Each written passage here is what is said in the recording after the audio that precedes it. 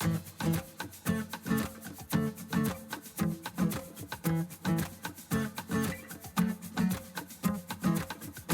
podcast is a quest for well-being, a quest for a meaningful life through the exploration of fundamental truth. Enlightening ideas, insights on physical, mental, and spiritual health. The inspiration is love.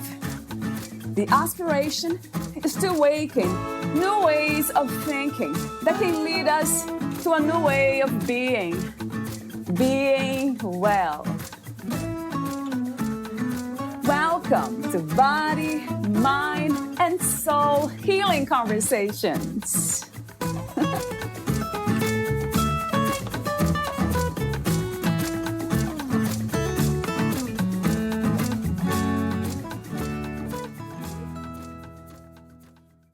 As Jason Elias reflects upon the health crisis now facing us, he keeps hearing Chibo's gentle, insistent voice. In the past, people practiced the Tao, the way of life, he said. They understood the principle of balance. They maintained well-being of body and mind. The words are thousands of years old, but the wisdom is timeless. Jason knows from experience that the pathway to health and harmony is not as formidable as it may initially seem. The brilliant gem is in our hands, advises a favorite Zen saying.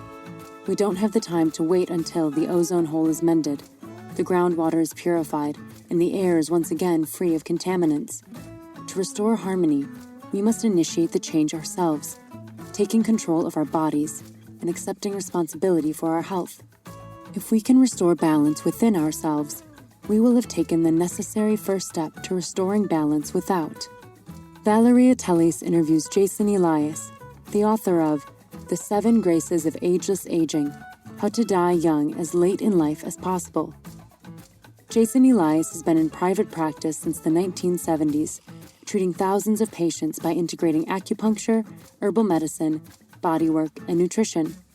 Over a period of 40 years, his professional training has included work in the United States with acknowledged leaders in the fields of psychology, the Alexander Technique, massage therapy, bioenergetic therapy, traditional Chinese medicine, and herbal medicine, both Eastern and Western. His passion for discovering the root of healing has taken him around the world in search of the commonalities among the healing traditions of ancient cultures. In Japan, with masters of Aikido. In Hong Kong, with a prominent Chinese acupuncturist and herbalist. In India, with Ayurvedic master. And in the Philippines, studying with their indigenous psychic healers. Author of several books, Jason has been the keynote speaker at conferences on health and wellness and has been a frequent guest on television, radio, and podcasts. Meet Jason at 5elementhealing.net. Here's the interview with Jason Elias.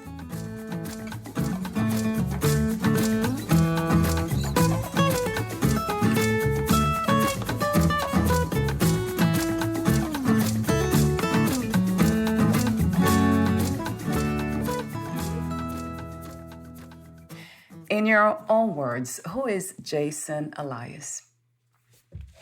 Jason Elias is a persistent and continual seeker.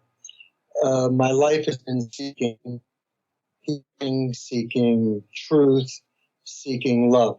And I feel it's kept me on the path. And at 74 years old, I'm still a perpetual student. As Suzuki said, Zen mind, beginner's mind. And I feel I'm constantly learning and learning to open my heart more. So that's who I am. What is one truth about life and death you have found as of this moment?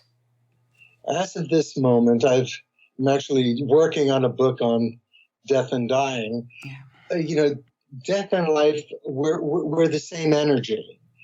It's kind of like I want to embrace life. I want to enjoy and squeeze the juice out of every moment. Yeah.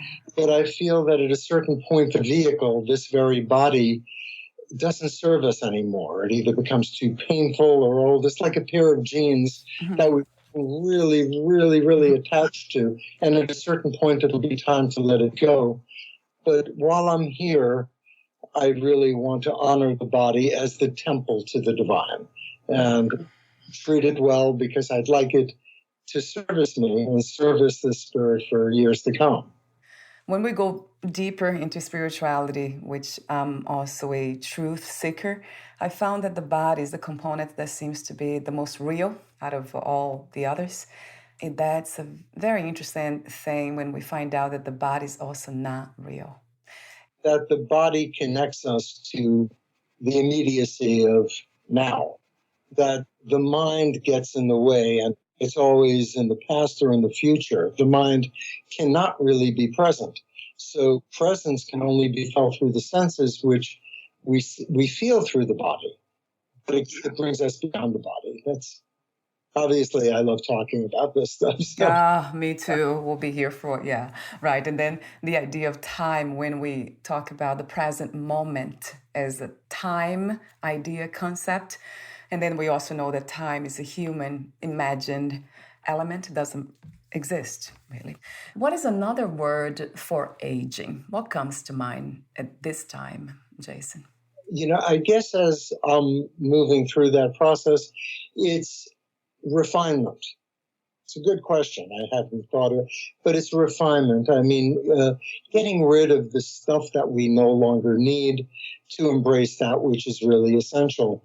So aging to me is letting go of the stuff that really doesn't work, that bogs me down, that creates attachments. Do you wonder why we have so many challenges in the body, in mind, realities? Yeah, I feel, it's like the Indian concept of karma. We need to work through the outer layers. It's like peeling an onion. Right. I like the concept that there's no pit in an onion. Yeah, you keep peeling it, you get to the center, there's nothing there. Right. And that's when we connect. So I love the process of peeling, but I've learned so much from the elders in my life that I really honor aging and that process. The word you use, the title of the book, 7, I love that number for some reason too, and grace. Oh, grace is grace. There's something about this word that inspires this dance, just flowing with life, dancing with whatever this called life brings to us. It's being able to move with it without getting stuck, which is a wonderful, instead of a challenge, I love to see that as a graceful movement or graceful way of living. Well, thank you, because that adds, I knew when I picked the title that grace felt right, but you've given me more, it is the dance, and thank you. That's great. What does it mean to embrace mortality? From your perspective, Jason, personal perspective, what would that look like? Being around people who have passed, living through COVID, which we all have, we realize how fleeting and temperamental life can be, and that we can lose it at any moment. So I think embracing mortality is to really understand on a cellular level the eternalness of this very moment and the ability to appreciate it and savor it, because we don't know if we'll have another moment. Right. And, with COVID, with these diseases and with aging and our own diseases, we really have to look at impermanence. What is healing to you, and what are some of the misconceptions about healing? To me, healing is not about being able to cure someone. That's very Western. There's a lot of ego involved with healing. Many of the healers I know are true healers, and which means that there's a humility. They know that they don't do the healing, that something moves through them, whatever we call that force, whether it's, whatever we're trained in, spiritual or energy. The danger with healing is the ego. It really gets very involved in being the medium that makes someone better. And to me, healing is really about being able to connect with someone in a loving way and letting that energy that comes with love be transformative. And that transformation often gives the body what it needs to heal itself. I think it's a figment of our imagination that we can make anyone better. But to really have someone believe in their ability to get better and to give their body permission to heal itself works. That may be a bit obscure, but to me, healing is really about transmission and lack of ego. Because the more ego, the more it's me that's doing it, the less the transmission. How do you define the ego? Is that the false idea of who we are or what life is all about or something else? Yeah, it really is. I mean, Carl Rogers used to define neurosis and psychosis as, there's an ideal self and there's a self-image. Right. The greater the gap between the self-image and the ideal self, the more dysfunctional we are. The more we can bring the self-image up and the ideal self down, we create health. The ego is to identify with this self-image, like I am this or I'm that. Right. And it really becomes an exercise in futility because perfection doesn't exist. We're not going to be the perfect healer, the perfect anything. Right. And if we can surrender and really be present, then we create a space that we can be a healer, we can be, you embrace life then. The way I usually see it, it's being life itself. I usually say that, not sure what that comes from, but also unconditional love comes to me a lot. Right? Yeah, and that's egolessness. It's not, yes, that really fits. It's wonderful. What is your understanding of spirituality, Jason, as of today? Well, I've always been a spiritual seeker. As I said, spirituality is really simple. It's being in the presence of the present. It's that simple. To really be present. And when you're present, when there isn't a dichotomy and you're not thinking about what you have to do tomorrow, but you're really present, I think we emanate a state of love and awe. When I'm in nature, that's the best way for me to tap into spirituality. So it's not a belief in a thing or in a religion, because I really feel most religions separate us from spirituality. True. Because if we feel we have the one true way, we negate, the rest of the world's experience.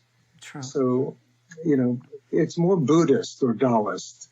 This is a beautiful way of putting it. Yeah, being present with what is present. And if we can do that just openly without any fear of acting or in a certain way or being whatever we are programmed, conditioned to be, then it becomes this very magical experience in a way, very spontaneous too, because now you're just flowing again, dancing with life.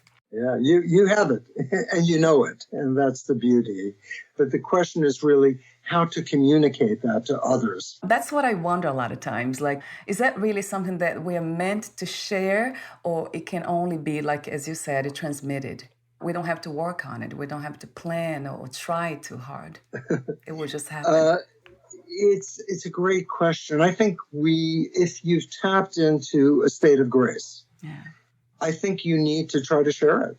And that's, Jesus tapped into grace. Yeah. And the only way he could communicate that was through stories and parables. Buddha did the same. Like anyone who's tapped into, and I'm not making it special. Like I think you've tapped into it. Right. When we taste it, it doesn't mean we live it all the time, but then we have a need to kind of, try to give other people an experience, and either they get it or they don't, or, but right. Yeah, I don't feel I have a choice but to share it. I love that. Yeah, that makes a lot of sense to me. It's sharing that without the expectation of results too. Right. If it helps somebody, great. And if it doesn't, it's okay too. Because the foundation of that is always unconditional love. So it doesn't matter, really. I love that idea. It seems for the mind, for the intellect, as an idea, but it really resonates as truth. This is what this whole thing is all about. It seems like the absolute reality, or what this really is. It doesn't take sides, no good, no bad. There's nothing, there's no division, no separation, no opposites. But at the same time, it really feels benevolent. There's something that is, for some reason, that might be the imagination of something here, but yeah, it really seems like. Yeah, I feel when you've tapped into something, it's nature to share it. The flower doesn't bloom for someone else. It has to express its beauty and its nature. Right. It's right. really, yeah. So my last warm-up question for you, Jason, is freedom. What is your idea of freedom? What is to be free? Well, I mean, writing the book on aging and getting my 12 role models, all of them claimed one thing. It was such a relief of not living up to anyone else's expectations. Right. That what other people think we should be, it's nonsense. We have to be who we are. Right. And it's so hard when there are so many expectations on us from our parents, our clergy, our priests, our boss, and the freedom to be who we are, whatever that be. That song to me, a poem. Yes. It's interesting. The creator of Gestalt therapy, Fritz Perls, had a poem which was what he said Gestalt was about, and it was very simple. It goes, I am I, and you are you. And if by chance we meet, it's beautiful. If not, it can't be helped. So it actually begins, I'm not in the world to live up to your expectations. You're not in the world to live up to mine. Right. I am I, and you are you. And if by chance we meet, it's beautiful. If not, it can't be helped. And it used to be a poster, and they left that last line out. But I think it's very important. Yeah. And when it comes to tapping into that freedom and being and just flowing, being who we are, is to not trying to be unkind and saying no, like creating those boundaries and even releasing, letting go of people, places, and situations in general. Just have you had the same challenge about? Yeah. I mean, I keep answering with poems, but I'm going to do it again, a short one. Yeah. Because we're in the world, and the world is based on games and etiquettes. Yeah. And we need to play them. It's essential to be in the world. Right. As long as we know that we're playing the game, and it's not condescending. It doesn't mean I'm playing the game, but it's beneath me. The games can be fun. So R.D. Laing, who wrote a book called Knots, he wrote a number, had this, we tie ourselves up in knots. So he said the first knot, which is normal for everyone, is they're playing a game. I see that they're playing a game. If I show them I see they're playing a game, I break the rules and they punish me. Therefore, I must play the game of not seeing I see the game. It's so it's really, we need to play games, but we can do it with an awareness that, this is what we do, and it's fine. And we can play it consciously and know when we're true to ourselves and know when we're not, and that's okay. So the title of your book is The 7 Graces of Ageless Aging, How to Die Young as Late in Life as Possible. What was the main inspiration and intention of writing this book, Jason? It really were my role models. Many of them were my patients, often in their 80s and 90s and 100. And most of them, were young. I mean, they were physically flexible, and I wanted to know what their secrets were. I mean, how do you go into these later years and be so vibrant, most taking no medications? And that became, as I was entering my elder years, I wanted to know their secrets. And all of them were more than happy to be interviewed by me. Right. And what I found was 7 themes. And they became the 7 graces. So I have little biops of these individuals who I call my pathfinders. Right.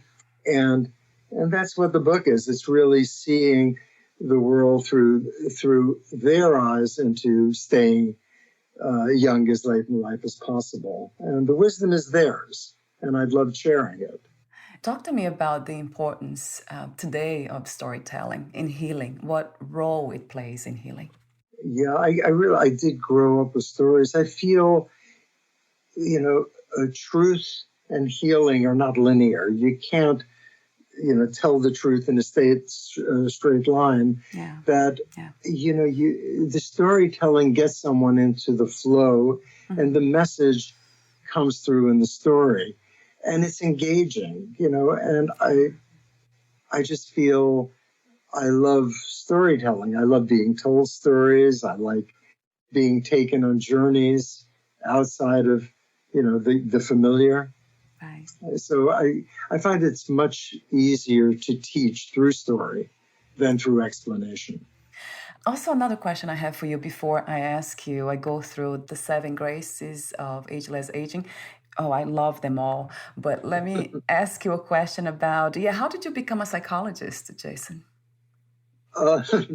Basically, I wanted to be a doctor.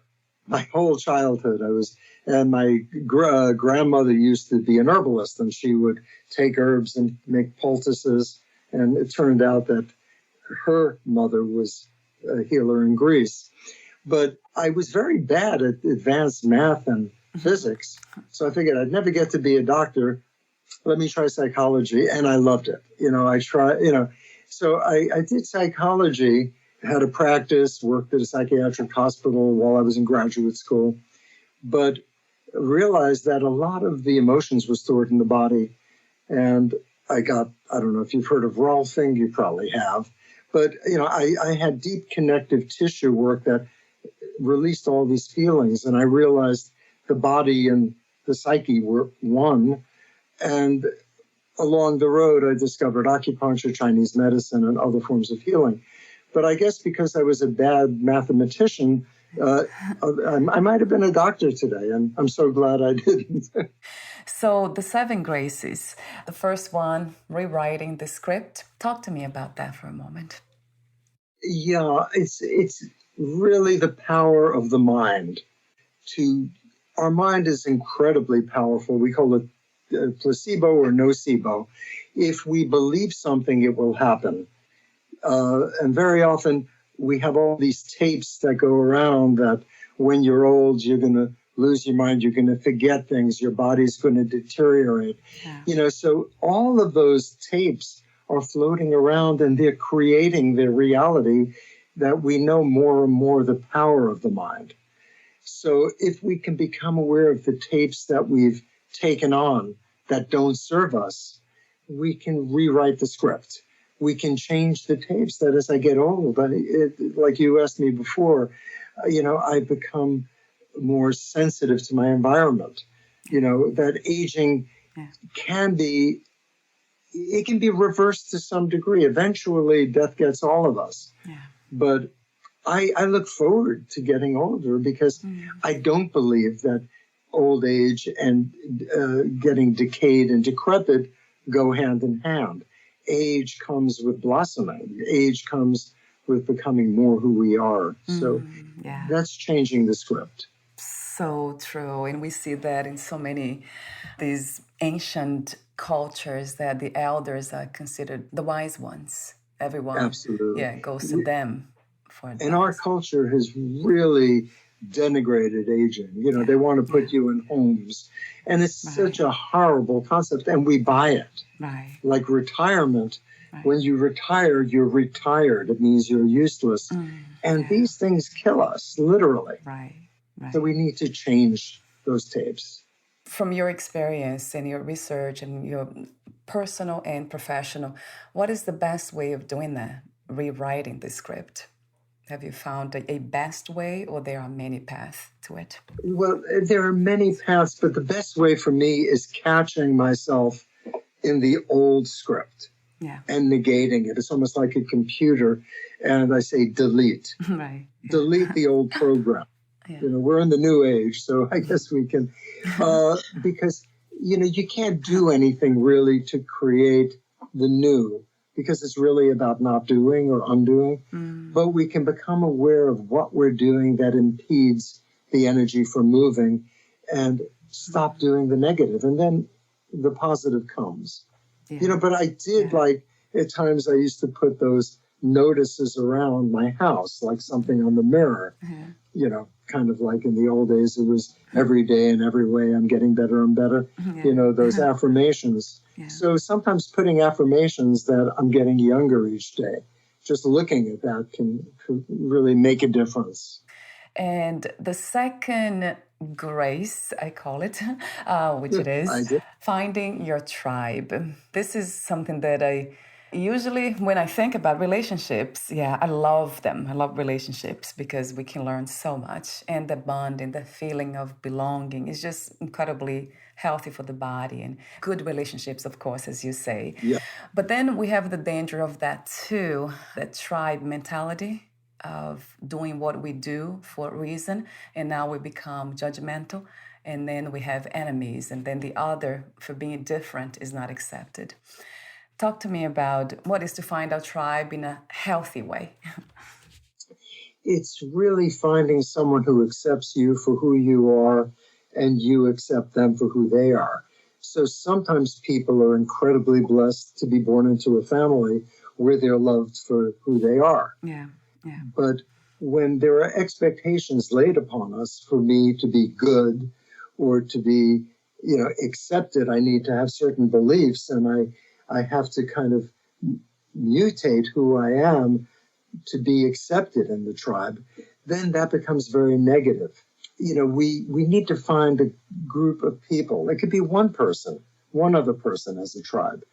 But, you can find it through friends, through colleagues who have similar interests, through yoga groups, through whatever interests you. If you find other people and you feel you're part of a community. So tribes can be acquired as well as born into. And we need to feel out which ones feed us and nurture our souls and which ones really drain us or make us distort our being to conform to their expectations again. Yeah. So, and it's really finding that. You're blessed if you have both. I love families because you've got history, you've got so many things to share. But if that family won't accept you for who you are, then we need to find the tribe that will. And when you get together with the family, you can play the games of etiquette, but, spend less time around them, right? Yeah. And studies show how many years having a good tribe adds to our life.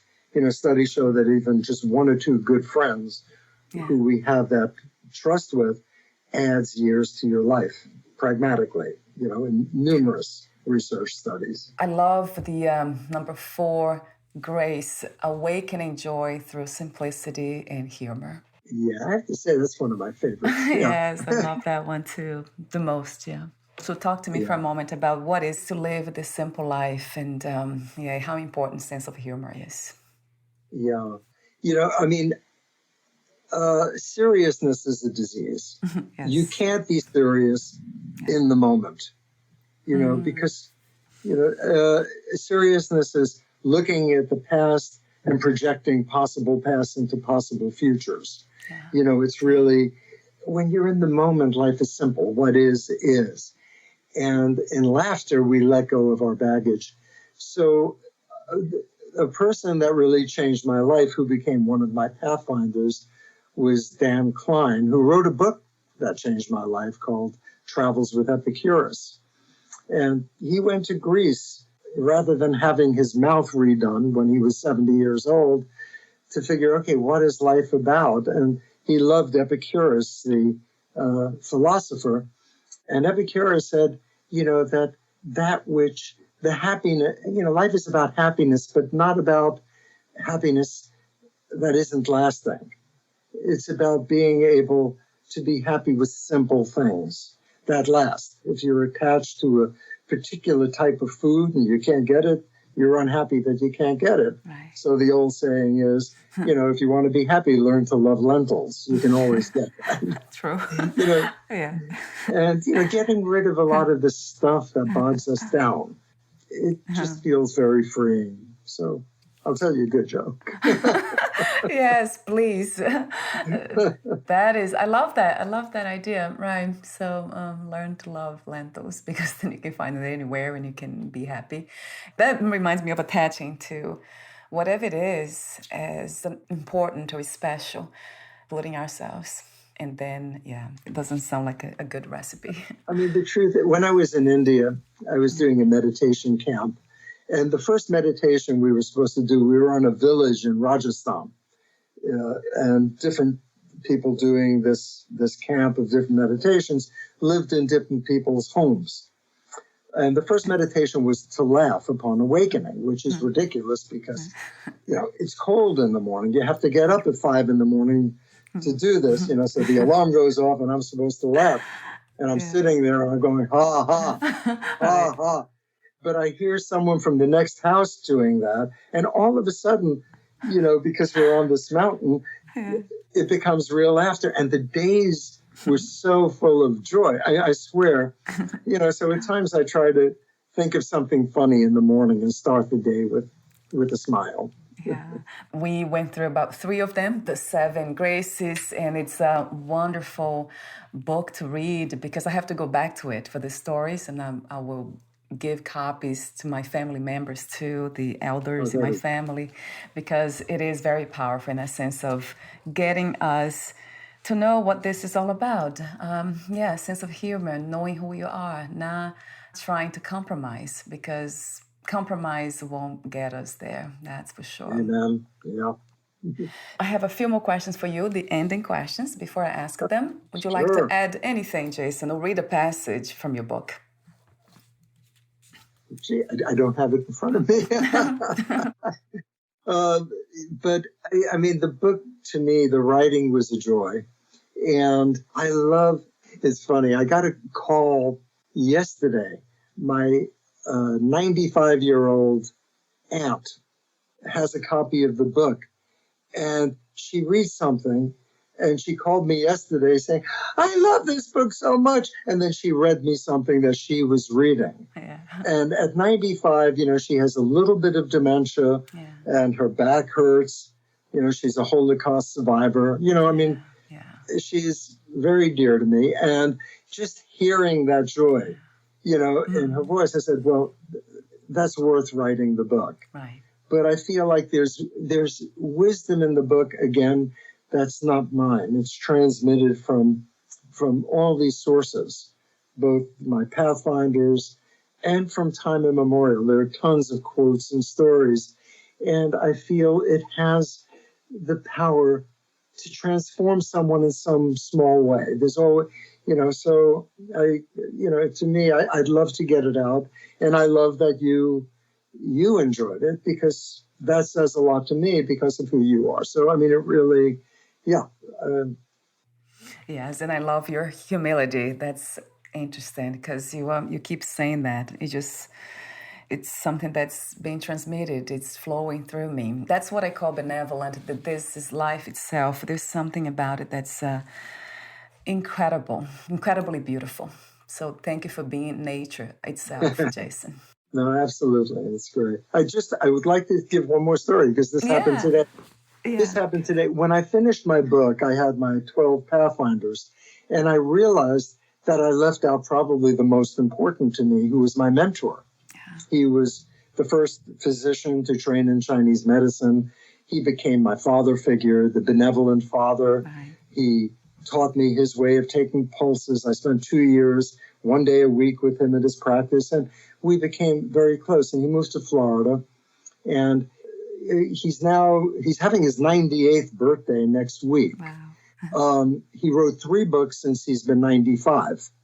So it's like, I talk about him in the introduction because it was like I forgot to tell his story.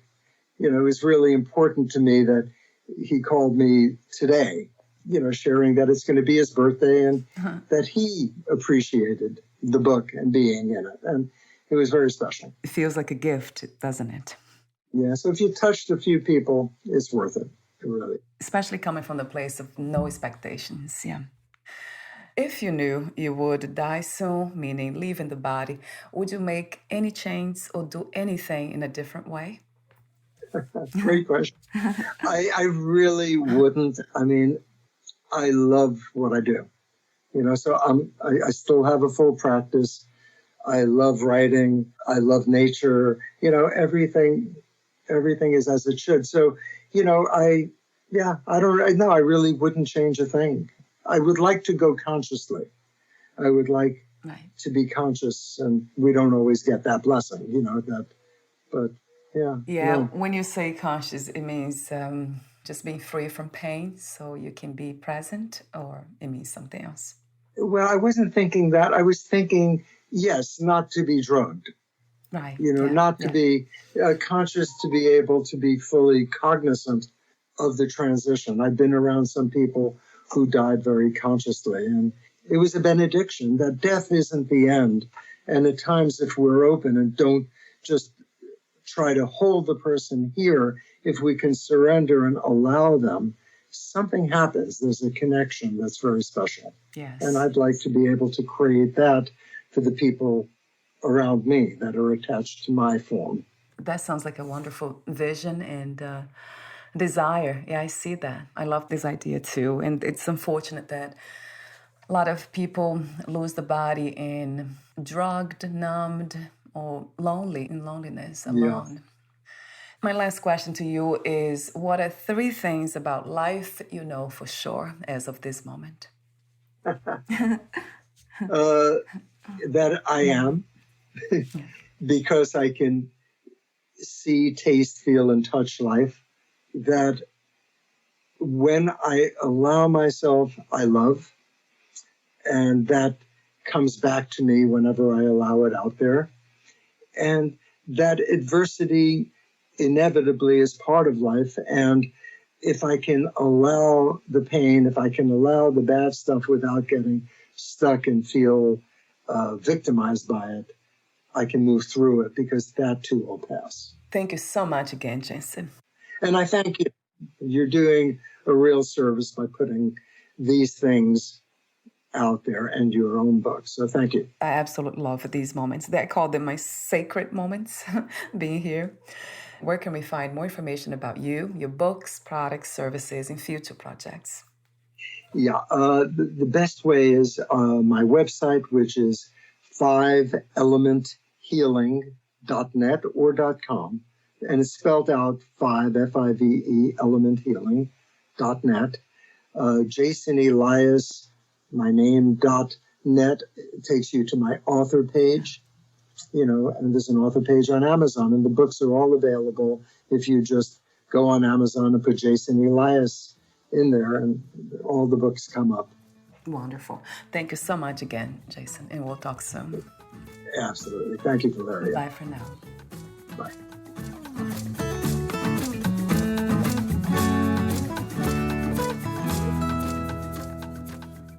Thank you for listening. To learn more about Jason Elias and his work, please visit 5elementhealing.net.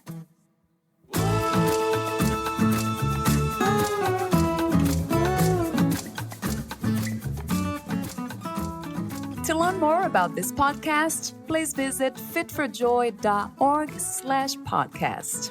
Thank you again for listening, and bye for now.